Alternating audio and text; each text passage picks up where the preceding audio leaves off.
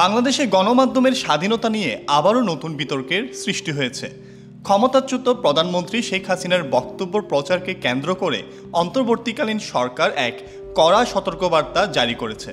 সরকারের পক্ষ থেকে জানানো হয়েছে, কোনো গণমাধ্যম যদি শেখ হাসিনার বক্তব্য প্রচার করে তবে সেটি অপরাধ হিসেবে গণ্য হবে এবং এর বিরুদ্ধে তাৎক্ষণিক আইনি ব্যবস্থা নেওয়া হবে।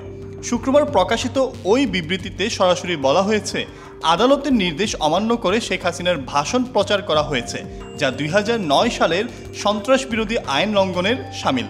বিবৃতিতে আরও উল্লেখ করা হয়, বিধিনিষেধ অমান্যকারী যে কোনো সংবাদ মাধ্যম বাংলাদেশের আইনের অধীনে আইনি জবাবদিহিতার আওতায় পড়বে। সরকারি এই সতর্কতা ঘিরে ইতিমধ্যেই প্রশ্ন তুলেছেন সিনিয়র সাংবাদিক এবং বিশ্লেষকরা। তারা বলছেন, একদিকে অন্তর্বর্তী সরকার গণমাধ্যমের স্বাধীনতার কথা বলছে, অন্যদিকে নানা ধরনের নিয়ন্ত্রণ আরোপ করছে। এটি আসলে স্পষ্ট একটি স্ববিরোধী অবস্থান। মানবজমিন পত্রিকার সম্পাদক মতিউর রহমান চৌধুরী বলেছেন, এটা সরাসরি স্ববিরোধিতা। আমরা বলছি গণমাধ্যমের স্বাধীনতায় বিশ্বাস করি, আবার অন্যদিকে নিয়ন্ত্রণের চেষ্টা করছি। আগে তারেক রহমানের বক্তব্য প্রচারে 10 বছরের নিষেধাজ্ঞা ছিল, সেটিও ছিল মত প্রকাশের স্বাধীনতার উপর হস্তক্ষেপ। আর এখন সেই একই চিত্র আমরা আবার দেখছি।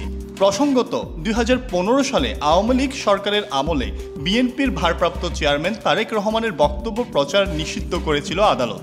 তখন বলা হয়েছিল, পলাতক অবস্থায় তার বক্তব্য প্রচার আইনের বিরুদ্ধে। কিন্তু রাজনৈতিক পট পরিবর্তনের পর গত বছর হাইকোর্ট সেই নিষেধাজ্ঞা প্রত্যাহার করে নেয়। বিশ্লেষকদের মতে ঠিক একইভাবে শেখ হাসিনার বক্তব্য নিয়েও আদালত ইতোমধ্যে নিষেধাজ্ঞা দিয়েছে। সেক্ষেত্রে সরকারের নতুন এই বিবৃতি আসলে আদালতের সিদ্ধান্তকেই আরও রাজনৈতিক রূপ দিল।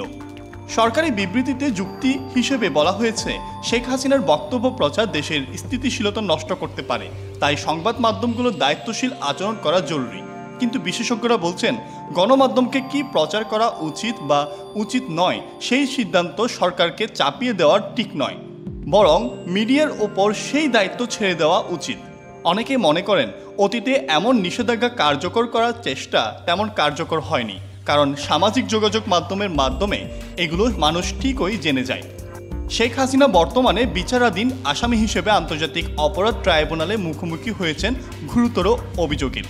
আদালত এর আগেই তার বিদ্বেষমূলক বক্তব্য প্রচার নিষিদ্ধ করেছিল এবং বিটিআরসিকে নির্দেশ দিয়েছিল অনলাইনে থাকা সব বক্তব্য দ্রুত সরিয়ে নিতে। সেই প্রেক্ষিতেই শুক্রবার সরকার নিজের অবস্থান স্পষ্ট করল।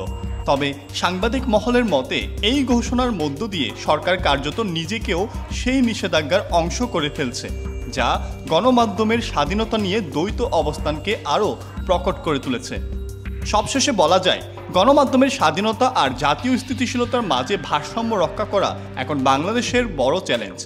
গণমাধ্যম কতটা স্বাধীন থাকতে পারবে আর সরকার কতটা নিয়ন্ত্রণ করবে, সেই বিতর্ক আগামী দিনে আরও তীব্র হতে পারে।